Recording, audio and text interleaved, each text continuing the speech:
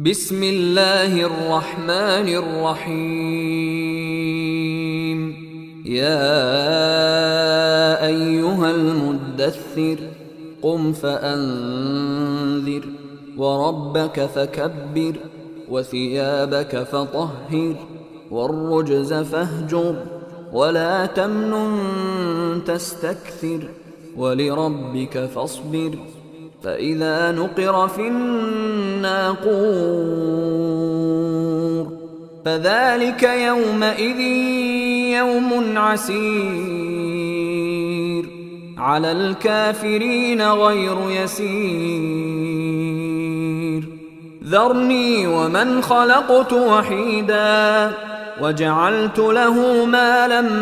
ممدودا وبنين شهودا ومهدت له تمهيدا ثم يطمع أن أزيد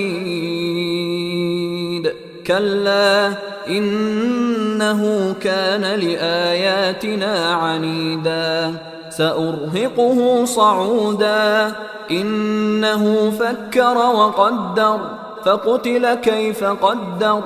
ثم قتل كيف قدر ثم نظر ثم عبس وبسر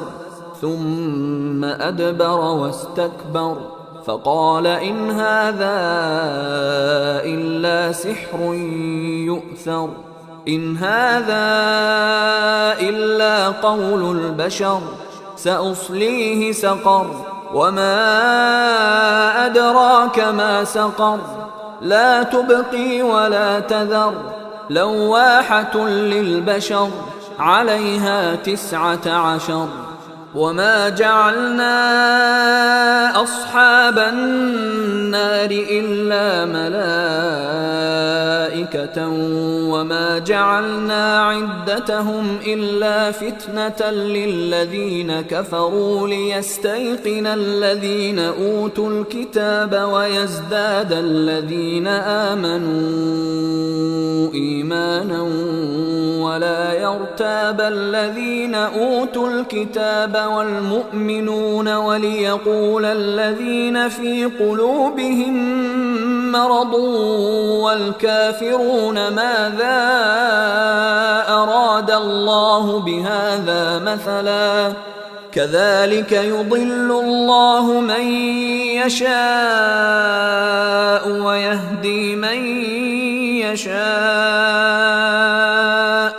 وما يعلم جنود ربك إلا هو وما هي إلا ذكرى للبشر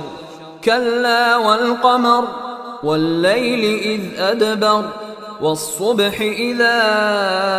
أسفر إنها لإحدى الكبر نذيرا للبشر لمن شاء منكم أن يتقدم أو يتأخر كل نفس بما كسبت رهينة إلا أصحاب اليمين في جنات يتساءلون عن المجرمين ما سلككم في سقر قالوا لم نك من المصلين ولم نك نطعم المسكين وكنا نخوض مع الخائضين وكنا نكذب بيوم الدين حتى أتانا اليقين فما تنفعهم شفاعة الشافعين فما لهم عن التذكرة معرضين كأنهم حمر مستنفرة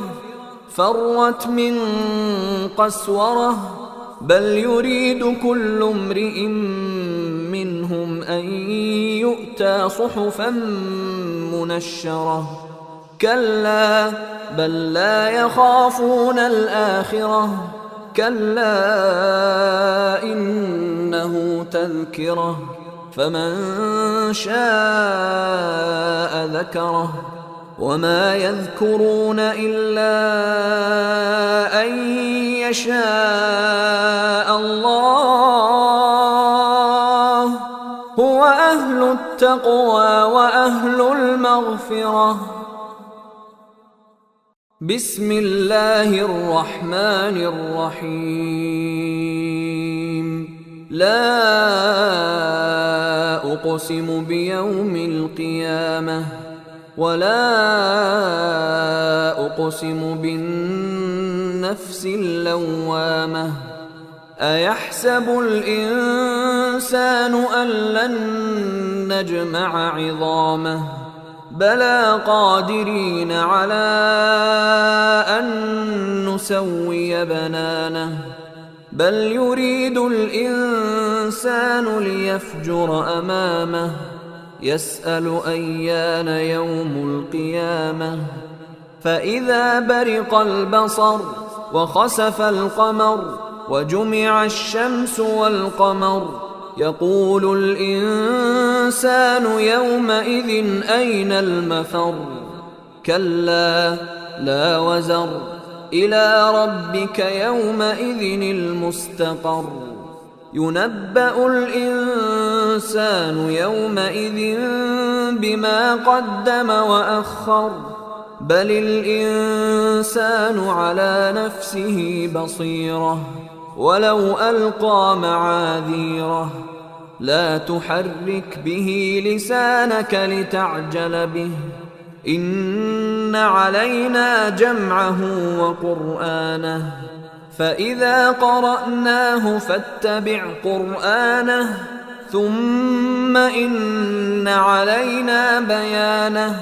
كلا بل تحبون العاجلة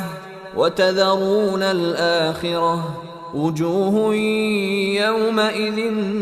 ناظرة إلى ربها ناظرة ووجوه يومئذ باسرة تظن أن يفعل بها فاقرة كلا إذا بلغت التراقي وقيل من راق وظن أنه الفراق والتفت الساق بالساق إلى ربك يومئذ المساق فلا صدق ولا صلى ولكن كذب وتولى ثم ذهب إلى أهله يتمطى أولى لك فأولى ثم أولى لك فأولى أيحسب الإنسان أن يترك سدى ألم يك نطفة من مني يمنى ثم كان علقة فخلق فسوى فجعل منه الزوجين الذكر والأنثى أليس ذلك بقادر على أن يحيي الموتى